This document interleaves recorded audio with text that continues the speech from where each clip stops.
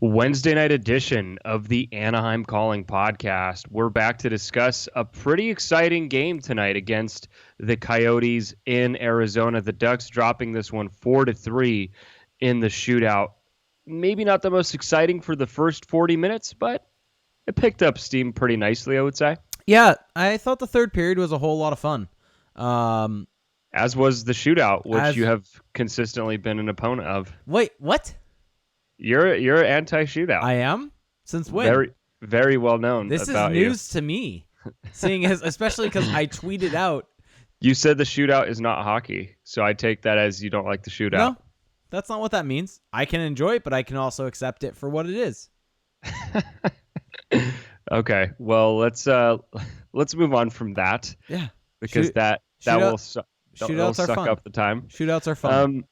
No pregame notes to really make mention of for the Ducks. Same lineup tonight, so there's not really a whole lot to cover there. We've got the return of Larson with Lindholm, Goodbranson, Fowler, and then Guhle Holzer on the back end. And the forward lines remain the same, which is probably the right call after the game that the Ducks had just a couple days ago here. The only thing of note, I think, is that Josh Mahura was sent down. That came out in the last couple days. Yeah, that was yesterday. Yep. Yeah, I mean, it's somewhat noteworthy. I mean, he hadn't been playing for a few games now. One noteworthy thing actually to mention is that the Ducks did sign Braden Tracy to an entry-level contract today. Mm-hmm. Who was their first round pick? Yeah, past summer. It's kind of just a crossing the T's, dotting the I's. Yep, almost definitely screwed that up. Situation for the Ducks. Jeez. Yeah, I know. Jesus. After last pod, ooh. Yeah, you've got a lot of ground to make up here. I'm not as tired today as I was on Monday, but now you're just rattled. Now you're just in your own head. I'm in my own head. I'm like a goalie that's allowed. I'm like Robin Lehner in a shootout. The funny thing is that I should be encouraging you and supporting you since we're both doing this show together. Instead of making fun of me and tearing me down a little bit. It's fine. Hey, negative reinforcement is supposedly something that gets used quite a bit in hockey. So I'm just keeping up with the norms of the game. You're going with the narrative. I'm not going to kick you in the back or anything. I won't do that. Yeah, that doesn't seem to be working out too well for for our buddy Bill Peters over in Calgary. Nope. But that's probably the last we'll talk about that. Yeah. Now Braden Tracy, real quick. Good to see him sign his contract. Does not. For anyone out there that thinks this means he's coming to the Ducks, no, that does not. He's going to stay with his junior team. He'll stay there all season. All this means is that his contract is signed, and it will come into effect either when he's 20 years old or if he makes the Ducks next year. I do, and just going back to Mahura really quickly, I do find it a little bit disappointing that he was sent down just because I thought that he was quite good. But look, if Dallas Eakins is not going to use him, well, then he's got to go play somewhere. Now, big picture-wise, before getting into tonight's recap, yeah, the Ducks lost, and maybe in disappointing fashion. But if you're looking ahead to the future of this franchise, I mean, it was on full display tonight. You had goals from Sam Steele, Brendan Guhle with his first NHL goal, and Troy Terry with his first goal in what feels like ages now. So. I would say a step forward in the development of this team's future. Yeah, completely. And I mean, Troy Terry, I thought this was his best game of the season. Yeah, it's definitely up there. It was. You can say that. That's fine. It's definitely up there. And I think we saw what they can do. We saw Sam Steele get the good goal, bearing his chance. Brendan Guhle also getting his first NHL career goal, and then Troy Terry getting a goal in this game and potentially getting almost the game winner in overtime by hitting the post. And it wasn't just that post shot. At the end of regulation, he was just creating chances. And even throughout the entire game, I thought Terry was continually setting up Getzlaf, setting up Raquel, getting into good spots to the point where that line was consistently getting dangerous looks. And that's something we've seen from that line over the last couple of games. And I think that's something that they're going to try to keep moving forward in terms of that line. And I think that if they continue to do that, that kind of spreads out the talent a little bit more and gets production on all different lines. Because the issue the Ducks were having earlier on in the season is essentially it was the Henrique, Silverberg, Raquel line really producing all the offense, right? That was basically it. And so one of the things you and I were calling for was to kind of split that up, get things kind of shifted around to essentially kind of spread out that talent. And so if you can get a line of Raquel, Getzlaf, and Terry going and producing, while you also have Jakob Silverberg and Adam Henrique on another line producing, along with, for the most part, Sam Steele, Ondrej Kase, Nick Ritchie consistently controlling play and getting chances and pitching in goals also. This is a team that is 3 deep in terms of scoring. Now, none of those are going to be confused for an elite scoring line, but they're going to be able to contribute and score by committee. And I think we saw that a little bit tonight. Yeah, I mean, definitely when the pressure's taken off of that top line, you see just a more even look for this team, and that is going to be important moving forward. It's important for any team, quite frankly, in the NHL. But really, the biggest difference for Troy Terry lately, look, he switched to black stick tape. That was the secret. That's what needed to happen. You are the only person that I think tweets about stick tape and tweets about stick tape color that pays that much attention. So for anyone out there, Felix and I, as we're walking into the rink for our beer league game on Sunday, tells me, I can't even remember who the player was. Or no, who was? It was Derek Grant. Yeah. Your comment was, Derek Grant tapes his stick with so much overlap. It's disgusting. Your words were basically that, right? Am I wrong? Yes, I do recall that very distinctly. So this is not just something that Felix noticed and just tweets about when he sees it. This is something he's always thinking about and has in the back of his memory. Yeah, I live a great life. I'll just leave it at that. Look, I mean, it's kind of become a bit of a running joke, and I like to tweet about it because I know people just roll their eyes at it. So it's fun. Got to keep it interesting. Also, I think you're the only person that has that preconceived notion about white and black stick tape. Hey, there's a difference. There's a big difference, well, especially if you're a shooter. Got to keep that tape black. So I know of the idea behind the black and white stick tape, the difference with shooting, but your opinion on the fact that white stick tape is meant for skill players. Yeah, that's true. Generally speaking, skilled players have white stick tape, and generally the black stick tape is for the grinders, because they're not.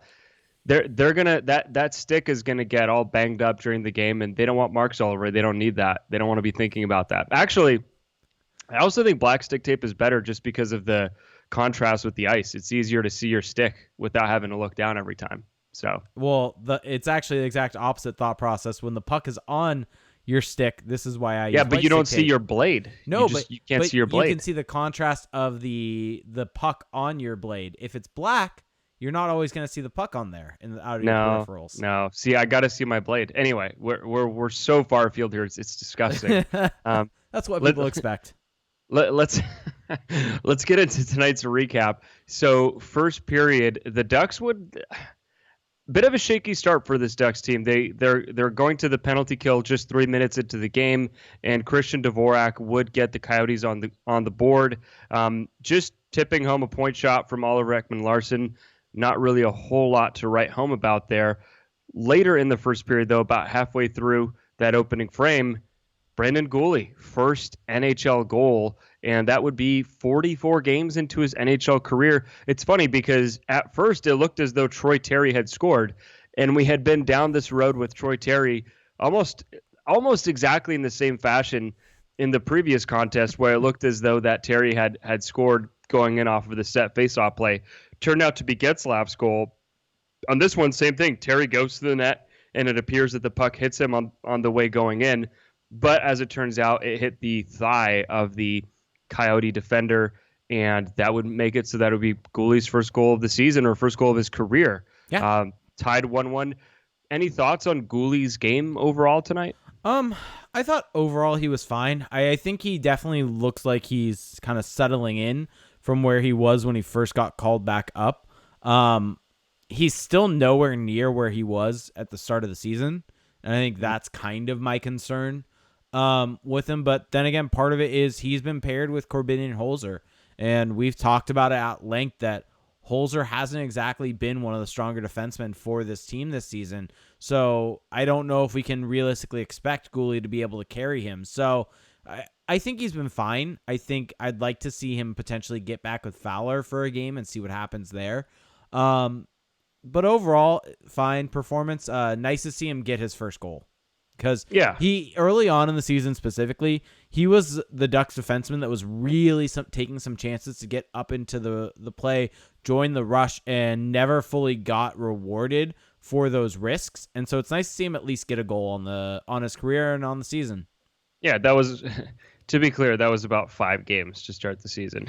But Fair, fair. still counts. No, I mean, it's just because it does stick out in our minds. But when you go back and look at the actual numbers and the stats from the beginning of the season, you realize just how small of a sample it was. True. To end the first period, though, Ducks really doing themselves no favors here. Erik Goodbranson tries to go up the wall with really no target. I mean, I guess he was trying to go to Fowler, except he didn't give Fowler a good pass to corral. It was either that or he was just doing a hard rim, expecting the left winger, Raquel, or potentially Getzlaf, if he was covering, to be on the boards on the far side. Mm-hmm. I mean, I'm inclined to believe that he was trying to hit Fowler. It's just it was a very poorly executed Potentially. play. And then talking about poor execution, it would only get worse. After that, the Coyotes recover the puck and are able to control it. And Christian Dvorak is just left basically, or not Christian Dvorak, sorry, Derek Stepan is left all alone in the slot. Vinny Hinostroza is able to find him with the cross-ice feed. And you have Getzlaf, who isn't really looking at where the man could be. Cam Fowler just has no idea whatsoever that Stepan is in front of the net.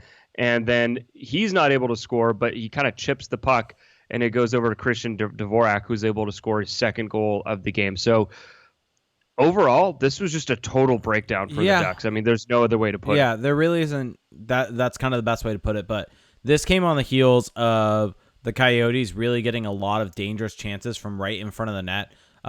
It felt like the Ducks were kind of in prevent mode at this point, and so it felt like this goal was coming. I think right before it, John Gibson had to make a big save and ended up covering it, which allowed for the line change. But honestly, my biggest issue there's a lot of things. Zone coverage was pretty poor on this. Getzlaf and Raquel. Getzlaf tries to cover the point when Raquel's already up there, and it leaves a man low, and Fowler kind of overcommits to the guy on the board, and it leaves 2 guys in front of the net with Erik Goodbranson there, and he has to commit to one of them, leaving the other one wide open. But the biggest issue here is that the Erik Goodbranson clear, because he's on the right wing side. So if you're facing John Gibson like he was, the left side of the ice, and he's going back down towards the goal line, no one's pressuring him when he gets the puck. He has a direct line on his backhand behind him to Troy Terry, who's providing support, and Raquel's giving support even higher. If he just does a backhand chip off the board, he has 2 Ducks ready in puck support position to be able to break out of the zone. Instead, he has to handle it and then just tries to make that pass. It's either a pass. I thought it was a hard rim, to be honest. That's the best thing I could see on it with kind of where the puck went. But at the end of the day, it seemed like he didn't pick up his head to see where his teammates were. And to me, it's a horrible breakout that it ended up allowing the Coyotes to stay in the zone, made the Ducks helter-skelter because the puck didn't go where the offense was kind of set up, where the wingers were set up to be able to provide a breakout, and it allowed to a goal against. Yeah, I mean, just all around really poor execution from the Ducks there. Now, to the second period we go. So this is where things, I mean, I would say maybe at just past the halfway point of the second period, the Ducks started to pick things up. And this was a prime example of that. Cam Fowler gets a point shot on net. Ondrej Kase using that patented speed, just that patented motor of his. He's able to beat Jason Demers to a puck in the corner that, quite frankly, Demers should have been able to get. I mean, he had a couple of steps on him, and Kase just using that tenacity to get to the puck, pokes it loose, and then he's able to get it back to the point. Fowler gets another shot on net, and this time the rebound comes out front to Sam Steele, who's able to shoot it into the open net, and that would tie the game up. So numbers not quite as pretty for the Steele, Kasha, and Ritchie line tonight, but I still think that they were one of Anaheim's better lines overall. Yeah, I think that they generated some good chances. I mean, The thing is, even though, yes, if you were to look at the expected goals percentage for that line on the night, they were below 50%. But if you look at individual expected goals in the night, Ondrej Kase had 0.3. Sam Steele had 0.14. And so they contributed a fair amount to the Ducks' expected goal total with the chances that they were getting and they were creating. So for the most part, not their best night, but I don't think it was that bad. Yeah, exactly. And just overall, controlling the pace of the game, cycling down low. They're the only line outside of the Henrique, Silverberg, and, well, now it's kind of varying, but it's been Max Jones that can really just cycle down low and control it along the wall. Although we did see some glimpses of that from the Getzlaf, Raquel, and Terry line. And speaking of Troy Terry, with the game tied 2-2 halfway through the third period, he's able to get his third goal of the season, probably the nicest goal of his NHL career, off of a nice breakout pass from Eric Goodbranson, I should mention. He's able to get it over to Terry. Terry breaks through a couple of Coyotes defenders. He takes it all the way to the net. Doesn't even think about passing the puck, although, to be fair, there was also no passing option. There was no option within about 50 feet of him. But he just snaps it on net, and it beats Darcy Kuemper up high on the short side. Now, you could argue maybe that's a bit of a soft goal allowed by Kuemper there, but it's still a nice snapping wrist shot with a quick release by Terry, and using that speed as well, which can make the anticipation process a little tougher for the goaltender as well to kind of back up and keep his angle. So really overall, just a really pretty goal from Troy Terry. And my favorite part of this goal, it wasn't actually anything about the goal. I know where you're going. It was Jake tweeting. It was Jake tweeting, "What a goal by Troy. What a goal." Not even by Troy Terry. Very good. Hey, not even a goal by Terry. It was a goal by Troy. Right before that, I had tweeted Troy Terry. I just love the first name basis. Sometimes you just got to go with it. What I love most about it is that it's just so perfectly in line with your entire bit of being the biggest Troy Terry fan. Yeah, so Troy Terry's very good. Oh, that was just so good. I was pretty proud of my reply as well. First name basis, me low. But I'll give you the floor here. This is your opportunity to tell us how good Troy Terry is. It was a beautiful goal. This is honestly what I mentioned this early on in the season when we really got when we really saw, I think, Terry do this a bunch more. He backed off guys in the neutral zone and really kind of entered the zone with speed and was dangerous. I think what he did differently here than what he had done early on in the season is early on in the season, it felt like he was constantly looking for the pass. Whereas here he came in, and now granted, we said this, there wasn't really a passing option, so he was kind of forced into shooting, but he kind of put his head down and then just fired it. And Felix, why are you laughing? Why are you laughing? I'm looking at the tweet again. Sorry, I misquoted it. That is a perfect shot by Troy. Look, it's not like you're out of characters. The days of 160 are over. We've got a lot more to work with now. Anyway, sorry. Sometimes you got to be succinct on Twitter. Sometimes. Continue. Get I'm to sorry. the point. Yes. No, but he enters the zone with speed, backs off the defenseman, kind of gets around them also, and then ends up putting a puck shot on net. And thanks for putting my tweet in the Twitch chat also right now. And beats him high short side. And I know high short side has become this thing that a lot of people try to kind of say as a thing that a goalie has to have. Right. But this was a perfect shot. Like, there's not really a whole lot more that Darcy Kuemper can probably do on that shot. I don't know if you disagree there. Right, and also guys are just so much better trained now than they used to be in terms of shooting and disguising the release so that the goalie can't just adjust perfectly. So, yeah, it's just a pretty shot by Terry, and that's exactly what you want to see. You want to see him using his speed. Although he didn't have anyone to pass to in the offensive zone, he could have given it up in the neutral zone. He could have chipped it in, but instead he could have rammed even. He went in there and looked for his shot, and that's something that we're seeing a bit more from him, not just on that goal, but overall in his game. I do think that that's something that's progressing. And look, you look at the goal last game where Getzlaf scored, but we thought it was Terry. He's going to the net there. You look at Guhle's goal tonight. He's going to the net. Again, I think that adding some elements of simplicity into his game where he's just throwing the puck on net when he has an opportunity, crashing the net. That's eventually what's going to build him back that confidence to then expand out his game and pull off those moves, to look for those passes, because then teams have to respect a little bit the fact that, hey, this guy's also looking to get it on net and to crash. Well, and even kind of outside of the points on this, in the past 2 games, he's been on the ice for 4 goals for, and in all of them, you can say he made some impact on the play, whether it was scoring, whether it was getting an assist like on the second goal last game, whether it was lifting Eberle's stick, which ended up going in the back of the net, whether it was on the Guhle goal, getting in front of the net for the screen. On every single one of those goals for that he's been on the ice for, he's made some sort of impact that hasn't always necessarily resulted in a point, but has had an impact on the play. And that's not just also for Terry, that's that entire line. That entire line of Getzlaf, Terry, and Rakell has really been clicking over the last couple games. Yep. So on the other side of our first break here, we're going to finish up with this recap. It gets more exciting, and then we are going to get into some final thoughts on the game. So we will be right back. Okay, back from the first break here. So let's wrap up our recap of this game. So after Terry would put the Ducks ahead 3-2, just a few minutes later, just under 10 minutes left in the third period, Alex Goligoski would tie it up for the Coyotes. And this is another one of those plays that, it reminded me a lot of the Tampa game. Yeah, where feels like they're happening a bunch.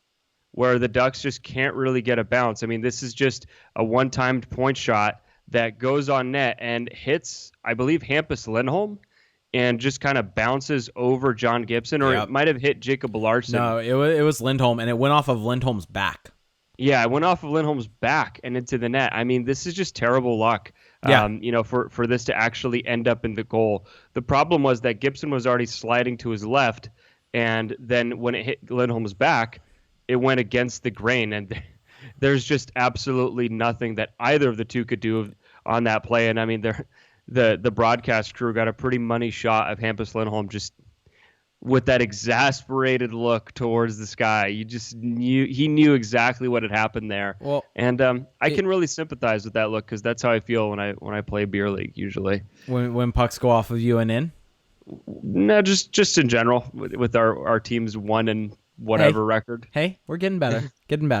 No, but it almost looked like that shot was almost like a shot pass, and that's why I think Gibson was sliding to the left, because he was anticipating the follow-up shot. And it was going far side. I mean, that's why he was going left. He was making the right read, and he just got burned a little bit. Yeah. Real quick, not trying to sidetrack too much, but that shadow siren throws in the Twitch chat that the Ducks are now 0-8-3 when out shooting their opponents. Yeah, I mean, I don't really think they were the better team tonight. No, I mean, you look at the expected goal total on the night, and yes, they outshot the Coyotes. But if you look at expected goals, the Coyotes had a lot of their chances in tight, and the Ducks didn't do a great job of keeping them to the outside. So, but I don't fully buy that 0-8-3 record. I mean, that at the end of the day, that's 11 games. I trust that to normalize a little bit over the course of the season if the Ducks continue to outshoot teams and outchance teams. Right. And then late in the third period, the Ducks would get a power play that hard to watch. I mean, just overall on the night, the Ducks did have some power play opportunities and just really couldn't make the most of it. I mean, they had, let's see here, 5 power play opportunities. Four power play opportunities. And I mean, maybe outside of one, I believe it was in the second period, they just didn't really look all that threatening. Well, especially in the third period, they had one to start the period, and then later on in the game, they also had one. And the biggest issue that they had, the one later in the period, the first unit really had trouble getting set up and getting control. But the biggest issue that I saw once they were fully set up is that there was no movement away from the puck. It's so stationary, so kind of set that there's no movement to throw guys off for anyone to kind of find some soft space on the ice. And the puck movement just isn't quick enough. And it's it's not a situation where they necessarily, as Bonnie in our Twitch chat says, we complain that they don't shoot and then complain that they do shoot. This isn't a situation of shooting or not shooting, because bombs away from the point doesn't exactly work. The issue is that there's no movement away from the puck. There's no confusion. There's no element of confusion that they're trying to cause for the penalty killers to find soft spaces. I think the only time that they looked that they looked somewhat dangerous on a power play was on the end of the second one, when the kids got entry into the zone and had a bunch of very quick pass movement, and it's just no one ended up shooting the puck. That's a situation where the puck movement ended up crossing the Royal Road, and Sam Steele just needs to either get a shot off or find Terry on the other side for it. But that's the only one where there was crisp, quick puck movement from Terry to Lindholm to Steele and all around, and there were people that were jumping into some soft spaces, just no one ended up getting a shot off. Well, that's the thing, is that I thought that Sam Steele was easily Anaheim's best player on the power play tonight, because he was just setting up, consistently setting guys up, going cross ice. And for whatever reason, guys like Troy Terry would get it, and then they would just kind of stand there, not really either send it back to someone else or quickly get it on net. There was one play in particular where Terry receives the pass coming cross ice, and he just kind of holds on to it, lets Kemper get set up, and then shoots it on net. And I get what he's trying to do there. You're better off controlling it than just getting a terrible shot on net. But, it's the NHL. Like, if you take an extra second, goalies are too good. They're going to get over and they're going to be set. And then you're shooting onto a goalie who's fully prepared with no one in front of him. So it continues to be an issue. I mean, we've talked it to death this season, so I don't think we need to go too much further into it. And then in overtime, the Ducks not really doing themselves any favors with 2 minutes left. Now, one thing that I did find interesting was that we talked a lot in the Florida defeat about how Aikens started the overtime with Sam Steele on the ice and how that cost the Ducks. He went right back to Steele tonight. So maybe a show of confidence. I don't know. I mean, Steele legitimately was deserving of being out there because he had such a good game at 5-on-5. But I did find that a little bit interesting. Would you have critiqued him again if a goal had happened right away? Well, yeah. I mean, if he had looked just totally overmatched like he did against Florida, then yeah, I would have critiqued him. But I think tonight the reasoning was just more sound. Steele was obviously having a good game. He was having a better game against Florida than he was tonight. See, I actually don't buy that. I think that individually he was better tonight than he was against Florida. I think he was more dangerous against Florida, but that's neither here nor there. Regardless, I think the argument for putting him out I think his line was better against Florida, but individually he was better in this game. I mean, he scored a goal. No, I don't disagree that he had an impact from that perspective, but I'm saying from constantly creating chances, I thought he looked better against Florida than he did tonight. And if tonight was defendable for putting him out there, I think then it was also defendable to put him out there, or defensible to put him out there against Florida. And I'm just trying to make sure that kind of we're going by the same standard. If we're gonna critique Eakins for putting him out there against Florida, then that either needs to stand here or it isn't a critique then. Who's Dallas Eakins? Who's Eakins? Did I do it? You did. Wow. Yeah. I shouldn't have given you that opening. Yeah, real easy for me to pounce on that. But yeah, I mean, I don't know. I thought that Dallas Eakins made a very interesting decision putting Steele out there against Barkov to start the overtime in Florida. Sure, didn't have last change, but if anything, you don't put him out there because you figure, okay, if I put him out there first, then they're going to put Barkov out, and that might not go well. So anyway, but Steele did fine in overtime tonight. He actually had some decent moments, but late in the overtime period with just about 2 minutes left, 2 minutes and 19 seconds, Max Jones takes one of the worst penalties you'll see. The Coyotes come down on a rush. Max Jones completely forgets Derek Stepan behind him in the slot, and because of that, he's forced to turn around. The puck finds Stepan, who then has a wide open just lane to go to the net. He's forced to slash him to prevent the chance, and then he has to go to the net, and that would put the Ducks on the penalty kill, 4-on-3, which is brutal, by the way. And I don't want to hear from anyone that this was a good penalty because it saved the goal. This is a penalty that happens because Max Jones was caught puck watching. And even when you're beat and you have to turn around and make a desperation play, you still don't actually have to take a penalty. Yeah. You can still poke it away cleanly. So yeah, and then from there the Ducks have to go in this really important penalty kill. We see a lot of Corbinian, Holzer, Hampus Lindholm, Derek Grant, and look, they managed to kill off the penalty. I thought Corbinian, Holzer legitimately had some good moments there, clearing the puck out, making some desperation plays. So that was a huge moment for the Ducks. And then in the shootout, Troy Terry would go out there first for Anaheim, which was a nice little vote of confidence from Dallas Eakins. He comes in, and what I found interesting is that almost all of the Ducks skaters came in with a little bit of speed on their attempts, which in today's NHL, you see guys come in so much more slowly than we used to. And so Terry came in with a little speed, tries to go forehand or fakes the forehand shot and then goes backhand. And Darcy Kemper would make a nice save. I mean, you could argue that Terry, if he just lifts it a little higher, it goes in the net. But it was a nice save by Kemper. I almost thought Terry should have just shot it because he had plenty of room on that glove side to shoot at. But it was a nice attempt. After that, John Gibson would make a save. Sam Steele would try his kind of traditional, patented, whatever you want to call it, forehand backhand move, just whipping that backhand up high on Kemper, except Kemper would make the save. And then right after that, Connor Garland would come in on John Gibson. He would get a goal. Ondrej Kase with the fate of his team on his shoulders, who, by the way, Ondrej Kase, very good on breakaways and shootout situations, comes in with his classic forehand backhand move, fakes the forehand, goes to his backhand. And at first it looks as though Darcy Kemper has made the save. It goes off of the post and then hits Kemper's pad, but the play isn't over yet. It goes off of the back of Kemper's leg, and it just keeps rolling and rolling, and it goes into the net.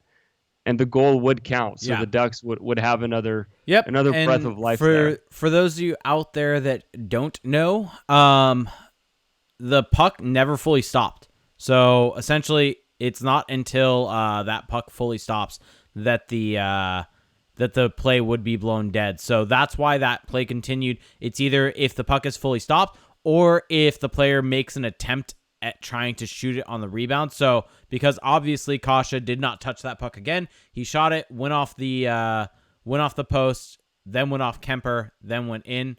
Good goal. Actually the play that comes to mind when I think about that kind of rule, there was one a few years back. By a few years back, it was earlier this decade. Jonas Hiller was in net for the Ducks. There was a shootout attempt. I think he saves it, and it's on his pad, like on the top side of his pad, and he goes and stands up, and it falls off after he stands up and goes in the net. And so it's a ridiculous play, and just there's really no other way to put it than bad luck, but that's what this made me think of. Yeah. Now moving ahead, so then the Ducks have new life. Phil Kessel comes in on John Gibson. He goes 5-hole. Gibson makes the save, slams those pads down. Ryan Getzlaf comes down on Darcy Kemper. Are we sure Ryan Getzlaf is good at shootouts? What was his total number? Wasn't it like 25%?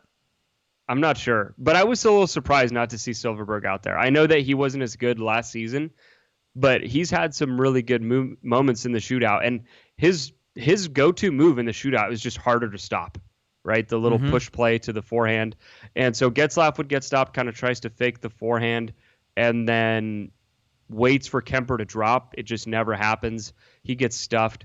And then Christian Dvorak, who already has 2 goals on the night at this point, comes in on Gibson, actually makes the move that we've kind of seen Silfverberg do in the past, does the little push play, goes to his forehand, and just rises it over Gibson's glove.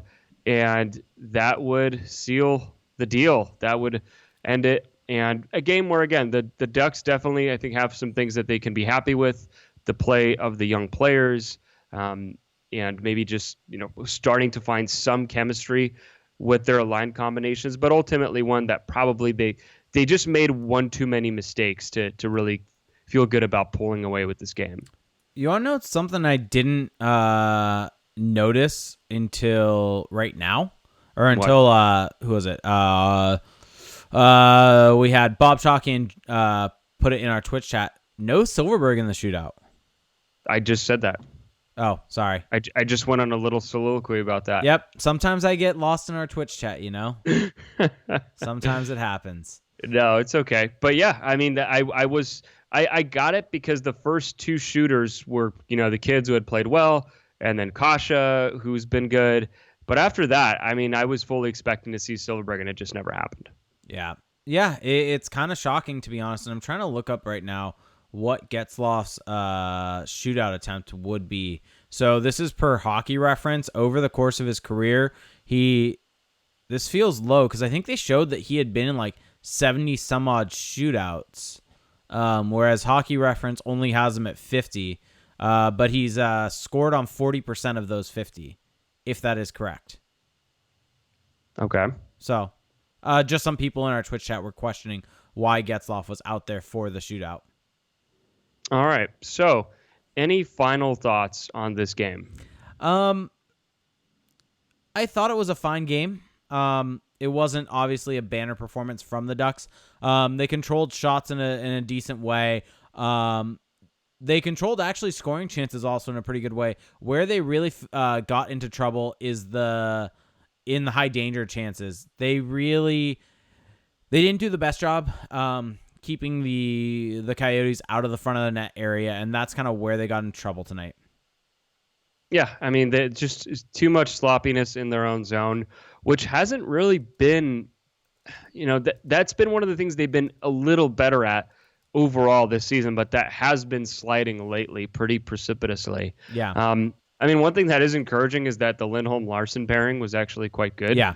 Looking at the numbers, that's not something that we really expected. And again, if Terry, Getzlaf, and Raquel can continue to have this kind of chemistry, well, the Ducks are actually looking at a situation where they have a true top nine, where they have a solid top nine. And I guess it makes sense that it would take this long because they kind of started with a fresh batch this season, wanting to see where it would go with different combinations. And about 25-ish games into the season, this is where maybe you start seeing some chemistry forming between the lines. Yeah, and I also thought, one more takeaway on this game is that I thought John Gibson played a pretty good game. And I know from an expected goals perspective, he allowed more goals than expected in this game, but I thought he had some big saves, especially late in the game to keep the Ducks in it. He had that save in overtime on Chychrun that was very, very nice that had a cross-ice pass. And that was one that I thought that even though it didn't look acrobatic, it didn't look like he had to make this big diving save, he was just kind of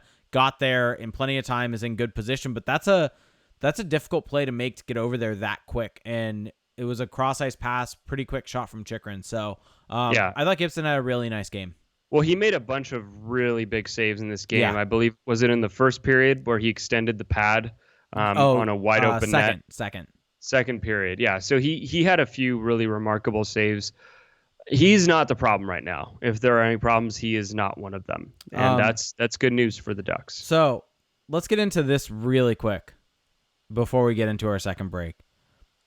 What are your opinions? Because we teased this a little bit at the top, and I think with this being the Ducks' first shootout of the season, shootouts, good or bad? Good. Care to elaborate any more? They're fun. They're entertaining. They make the regular season more interesting. And if like the 3-on-3, 4-on-4, it's all not regulation hockey. It's all different. So who cares if it's a skills competition? I enjoy the heck out of them. And people who want to see shootouts gone just hate fun or are Robin Leonard. The only thing that I will say is I like shootouts. I actually put out a tweet, and I had our good buddy Time reply to me saying that it's probably one of my worst takes, that I actually had missed seeing shootouts up until this point in the season. Yeah, shootouts are great. And I was excited for this one. My only complaint with it is it shouldn't count the same as a regulation win. Same thing with 3-on-3. Neither should count the same as a regulation win. The construct, the rules of the game for which it's played are fundamentally changed when you hit overtime. So that just should not count the same as a regulation win. Sure. But outside of that, They're fun. Enjoy it. Hockey's about about fun. Shootouts are fun. Yeah, I mean, it's a long season. 82 games is way too long to begin with. So why not try to make it somewhat more interesting, more entertaining to just get us through? Yeah. That's the whole point here. I think your options are this or ties. Yeah, and ties suck. Yeah. I don't want a tie. Actually, I take that back. I don't mind ties. Well, you're a soccer fan. True. So you have a very distinct point Soccer of view came here. after hockey, though, for me. So. Okay. Well, on that note, we're going to go into our second break here. On the other side, we are going to get into some listener questions. So we will be right back. Okay, back from the second break. It is officially raining outside of my window. So I apologize if you can hear that in the audio. Can you hear the rain down in Africa? That's a song reference. That's definitely, or is it a movie reference? I don't know. I'm malfunctioning. I don't even think that was the right lyric, but I don't care. The fact that you did not even understand the reference. I'm malfunctioning. Anyway, yeah, it's the rain has finally returned to Southern California, which is good. Water is good. Anyway, yeah, we should probably get into some listener questions, but first, why don't you tell people about our live Twitch stream? Yes. So for those of you watching the recorded version of this on YouTube, yes, we do post this on YouTube each and every time. You can search for us by searching for the AC Pod on there. And if you want to subscribe to the channel, it really does help out significantly. If you comment there, I will read the comments. I will reply. You'll see me. You'll see J Rudolph 91 or something along those lines reply to you. That's me. Or if you're watching or listening to the recorded version of this on your favorite podcast service, whether that's Apple Podcasts, whether that's Spotify. Yes, Chad, I saw your tweet that you do listen to us on Spotify, so that was just for you.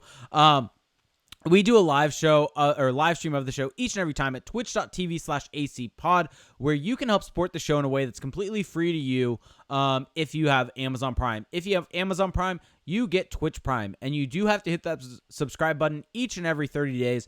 With that subscribe button, though, you will get special emotes in the chat, special badges next to your name, and we will prioritize your question in our Twitch chat if we are having a busier night. So, having said all that, let's get to some questions. So, let's hit this question. Bob Shockey asks, can we all agree that Mahura is better than Holzer or Larson? Sorry, backtrack real quick before we hit this comment. What do you think of the decision to have Corbinian and Holzer out there for the entire penalty kill in overtime? Yeah, I mean, this is a Dallas Eakins coach team. And he loves him some Corbinian Holzer. So it's nothing new at this point. Okay. So, can we all agree that Mahura is better than Holzer or Larson? Yes. Yes. Short and simple. We can very much agree. Spencer Woods 1. Question. When will the Ducks hire a power play coach? They have one. Supposedly. Mark Morrison. Supposedly. No one knows at this point. They also have Daryl Sutter as an advisor to the head coach, which I'd had for some reason forgotten about. There's a lot of people, a lot of cooks in that kitchen. Huh? How'd you forget that? I just don't think about it. He's not very omnipresent on this team day to day. I mean, just watching them, following the team, I guess not actually covering them, being at practice and whatnot. We just don't really hear about him. Yeah. What's interesting, though, is that if you look at the Ducks website and you just look at their coaches page, their coaches and staff page, first it's Dallas Eakins head coach, and then before any of the assistant coaches, it's Daryl Sutter, second on the pecking order, advisor to the head coach. Interesting. I really just want them to replace that with the assistant to the regional manager, Daryl Sutter. Dwight Schrute. Yeah. All right. Yeah. Next question. There you go. So Georgie Khan asked, when will Larson be sent down to the A for Mahura? And I looked it up because I was curious. Jacob Larson is still waiver exempt. I would be shocked if the Ducks send down Jacob Larson, just because I think Dallas Eakins really likes him. I mean, he's using him on the top pairing right now. He's playing him with Lindholm, and he's playing him a fair amount of minutes also on the whole. Give me 1 second. I'll look up what his minutes actually were on the whole for the night. But he played 16:38. So actually, he was the only The only defenseman that played less than him was Brendan Guhle, and Brendan Guhle played the least amount of minutes on the entire team at 11:31, which is kind of interesting. But yeah, Hampus Lindholm played 26 minutes, Cam Fowler 25, Eric Goodbranson 23, then Holzer at 17, Larson at 16. Right. I really, after kind of looking at that, they're definitely going to do Lindholm, Manson, Fowler, Goodbranson. Yep. That's definitely going to be a thing. It seems very likely. They seem to view Eric Goodbranson as a second pairing guy. So that's what'll happen. Yeah, guess so.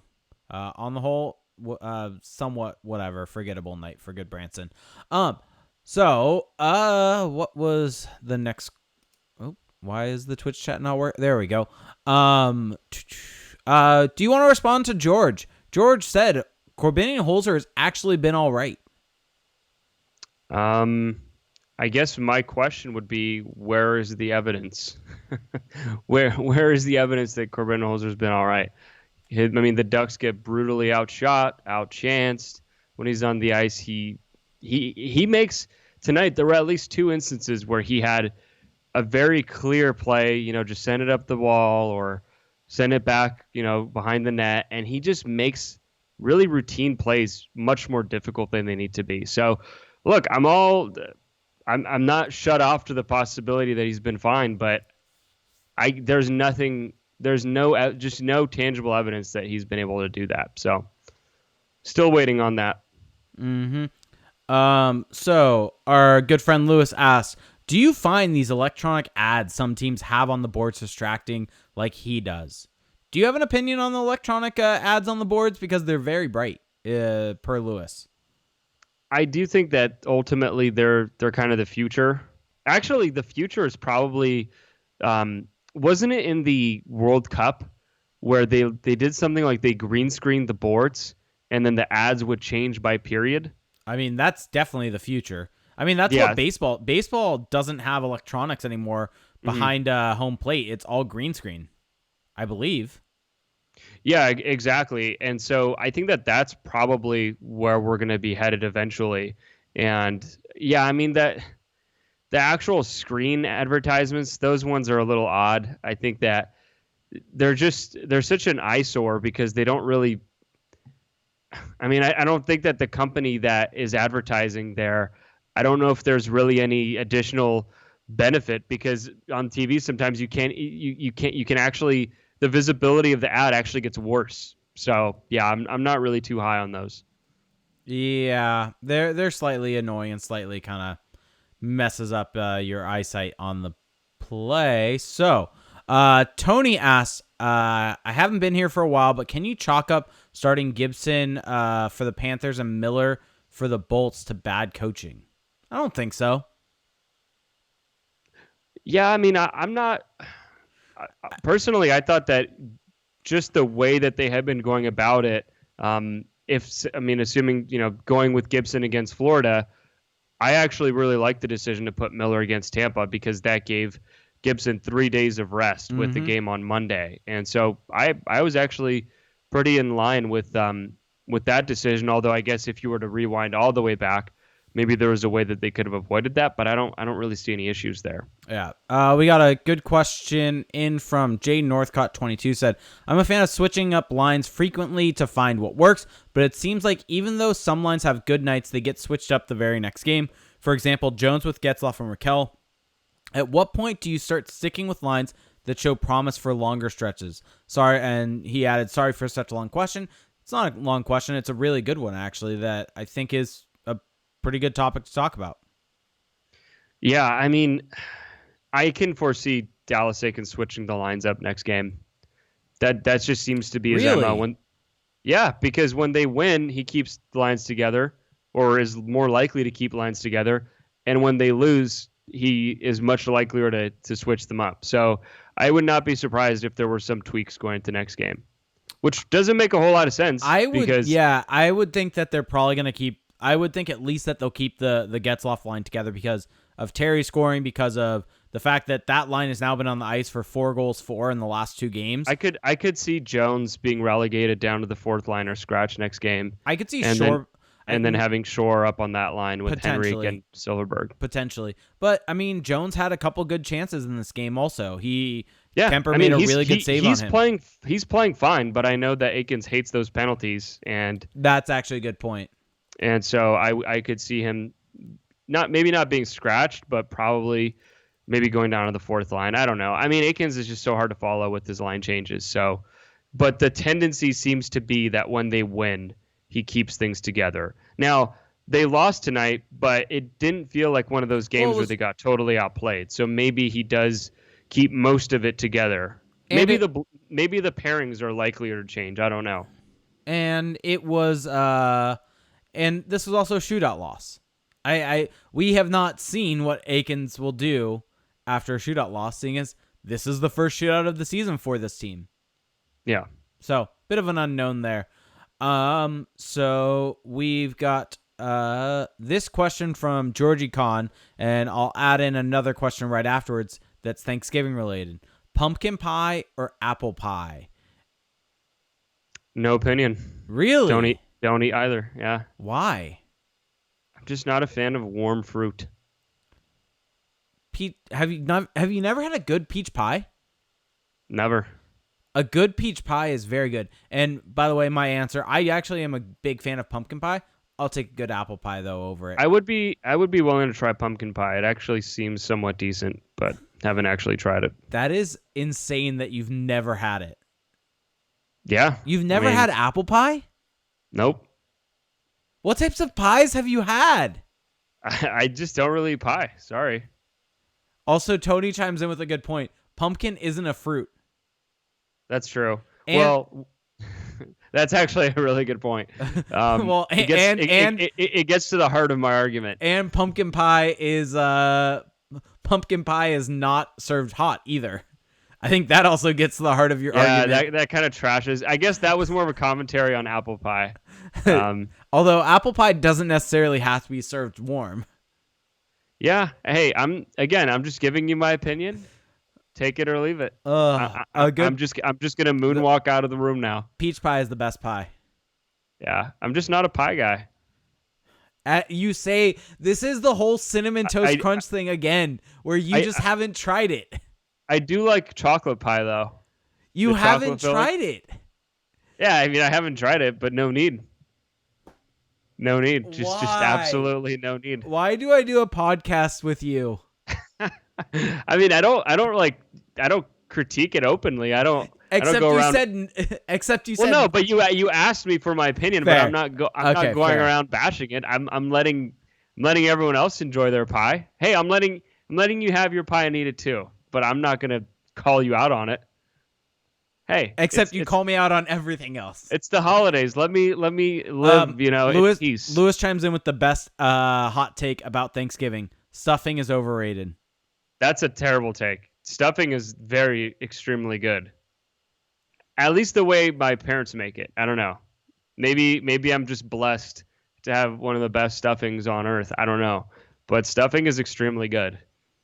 No complaints there for me. Yeah, and that's Shadow Siren. No fried duck tomorrow. Oh, I've never gotten this much hate on a take in a long time. Looking at our Twitch it's been a while. It may be since Cinnamon Toast Crunch. This might be Cinnamon Toast Crunch gate all over again. The first season of the podcast. Yeah, that was kind of our first. That was our first bit that kind of caught on. Was me stating I'd never tried Cinnamon Toast Crunch. Yeah, that was when we went from just being completely serious to actually adding jokes. I still haven't tried Cinnamon Toast Crunch. Yes, you have. I've been gifted multiple boxes. I probably shouldn't say that out loud, but I just would give it to my roommates every time. I'm pretty positive I've seen you have some like Cinnamon Toast Crunch something. Can confirm I've not had it. Why? Do you want to expose any other bad opinions?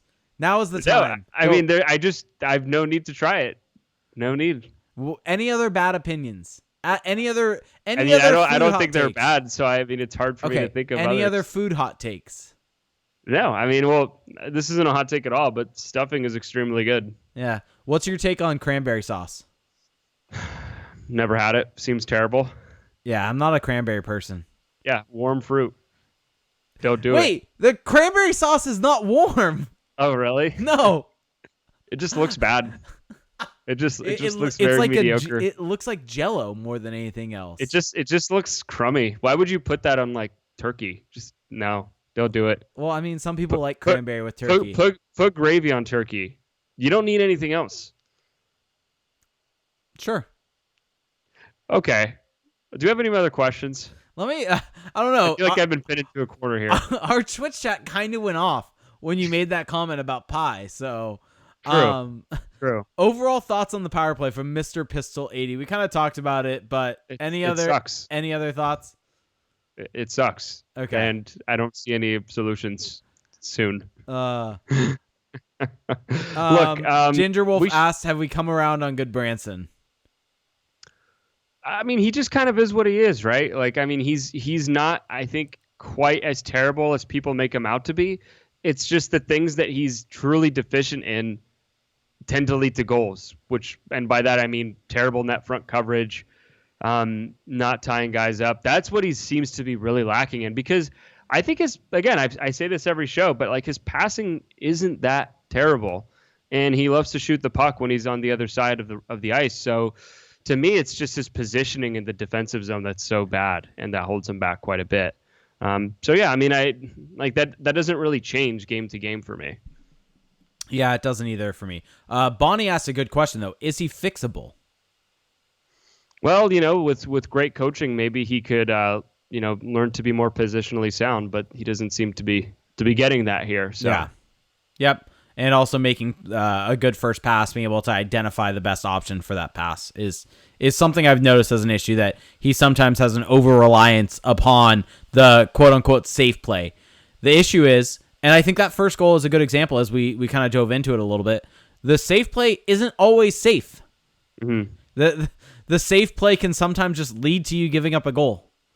Well, I mean, that play was just poorly executed. I don't think it was a bad decision. It's just he gave Fowler, assuming it was meant for Fowler, he gave him like a high rimming shot as opposed to a clean flat pass. Okay, let me work on the assumption that he was trying the hard rim. Okay. That is the exact reason why a hard rim isn't always the best play, and why the quote-unquote safe play, which is that rim, doesn't always work. And it ends up putting you in a bad spot. Well, we just don't know on that play. I'm willing to give him somewhat of the benefit of the doubt. Even still, though, it's still not a good play. He's still messed up the pass. But yeah. I think that the thought process might not have been as bad as you're making it out to be. All right. Ginger Wolf asks, have you guys been watching the Mighty Ducks cartoon on Disney Plus? The original or the new one? Isn't there a new one coming out? No, the new one's a movie. Oh, crap.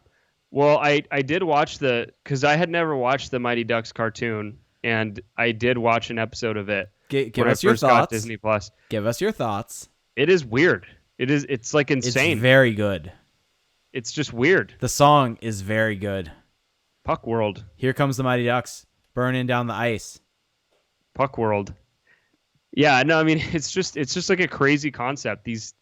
These hockey playing ducks from their own planet called Puck World form this really good NHL team. All right. How do you make this stuff up? I don't know. Here's the final thing we'll end with on the night from our Twitch chat. Tony chimed in saying he's watched the first episode of The Mandalorian and thought it was bad. Ooh. I mean, to be fair, the first episode of Mandalorian, not to totally spoil it, it's pretty slow. And of the ones that they've released so far, it's probably the worst. So, Tony, I would say give it at least one more episode, and I think you will come around on it. It sounds, he's saying his biggest thing is that you can't see the guy's face. Just watch more episodes. Okay, well that's Pedro. That's going to be a hard thing to get over. Then Pedro Pascal does a wonderful job displaying emotions without seeing his face. This might not be the show for you if your issue is you can't see the guy's face, because really half the cool factor is the helmet and the armor. So I don't know. Are we gonna see the Mandalorian? Let's go a quick little hot take bet right here. Okay. Or not even a bet, just a hot take. Mm-hmm. Will we see the Mandalorian without his helmet on? No. In this season? No. I'm going to say yes. We'll see how it goes. Hard no. All right. So I think that's going to do it for tonight. I did want to give a shout out to Bionic Chris, not Bionic Crisis, as I've continually said. every single podcast, who was at the rink last night and came over and said what's up to us, and very politely told me that his name is Bionic Chris because his name is Chris, and I'm just always added an I in there for some reason and said Bionic Crisis. So thank you so much for coming over and saying what's up. Just totally butchering the name. Come on. All right. Well, yeah, that's going to do it for us tonight, guys. Thank you so much for following along. A couple different ways that you can support the show. One is we've got our Patreon page. That's at patreon.com/acpod. For $1 a month, you get access to our patrons only Discord chat, where we do a live chat during the Ducks games. So we can bounce around ideas, just comment on crazy plays, like tonight's kind of back and forth game.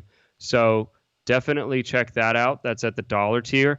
Now for $5 a month, you also get 2 bonus episodes a month where you'll be able to, you can even suggest your own topics. You can decide what we talk about through that Discord chat. And then in addition, we take a larger look at the league overall. We just go more in depth on topics because we have more time. It's not like these game recaps where we're a little bit more pressed for time. So that's at patreon.com. And on those, we've been doing Mandalorian reviews, spoiler type reviews on one of them. Yeah. And then patreon.com/acpod. But if you don't want to drop any money, totally understandable. This time of year, people are holding on to what they have so that they can get their friends and family gifts. Very, very honorable. Then you can just simply leave us a rating and a review on the Apple Podcast app. So you do that. It takes just a couple minutes, and it really does help the show just get noticed. Make sure that when people are searching for Ducks Podcast that we're actually coming up. And if nothing else, it also just helps us know what we're doing right, what we're doing wrong. So definitely go and do that. If you're not on Apple, though, you can always check us out on YouTube. As Jake has laid out, we are on there. And there's a thriving YouTube community that listens to their podcasts on YouTube, which I find a bit odd. But hey, whatever works for you. If you have YouTube Premium, it's worth it. Yeah, that's true. That's absolutely that's the true. big thing. One thing I did want to mention on the Patreon with the Christmas time coming up, if you are a Ducks fan or if you're listening to this and you have friends that are Ducks fans, you could also give them a membership as a potential Christmas present or Hanukkah present. I believe. I apologize. I don't remember your name, but one of our patrons was actually gifted his membership by one of his brothers, I believe, last year for Christmas. So that was actually a very humbling and very cool moment when we got that tweet. But you could always do that if you want. The other thing I did want to mention, Erica's XO asked us if we're doing a show on Friday. So with it being the holiday weekend, we are actually going to be taking Friday's game off. We will be back at it. I believe the next game after that is Monday. And against the Kings. We will recap Friday's game on Monday, I believe is the plan. Yes. So to just summarize here, Patreon, if you want to support us financially, and then Apple, if you want to just leave a review. Totally understandable, but still very much appreciated. YouTube, Spotify, Stitcher, and then, of course, we're also on Twitter. So Jake is on Twitter at ReindeerGames91.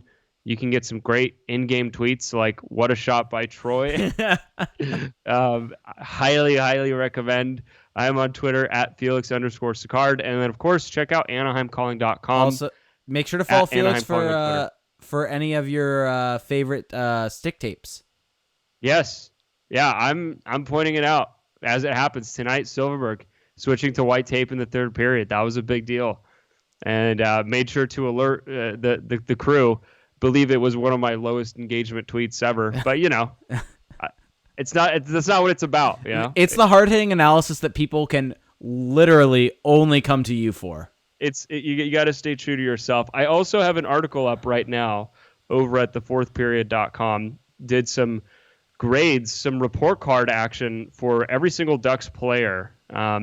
It's going to become a little dated now that we're passing the 25 game mark, but still, if you maybe are someone who's been following along but hasn't had a chance to really watch the games consistently, I do think reading this article is a good way to kind of get caught up on how the guys are performing. And I am planning on writing an article this weekend. Whoa. Either Whoa. it will either be a return of the weekly rankings, which let me know if you want those back. And the topic is either going to be if I do that, Anaheim Ducks teams or Anaheim Ducks seasons of the past decade, or I might just do an article ranking the various Duck seasons of the decade. So the one star I'm imagining is going to be what, the 2017-18 Ducks? Wait, 2017-18? Or 2018-19, sorry. Yeah, I mean, well, it's either going to be 2018-19 or 2010 or 2011-2012. Yeah, so definitely check that out. And then, like I mentioned, AnaheimCalling.com, at Anaheim Calling on Twitter. And then just to reiterate what Jake had said, so for Thanksgiving, we will not be doing a podcast after the Ducks 1 p.m. game on Friday against the Winnipeg Jets. We'll still be tweeting about it, though, probably, but there will not be a post-game show. We will be back post-game after the Ducks take on the Kings next Monday. So, with all of that being said, I'd like to really wish everyone here a happy Thanksgiving. Enjoy the time with your families, with your friends, if you're doing Friendsgiving. Just, be thankful. Be thankful is all I will say. So that's going to do it for us tonight, guys.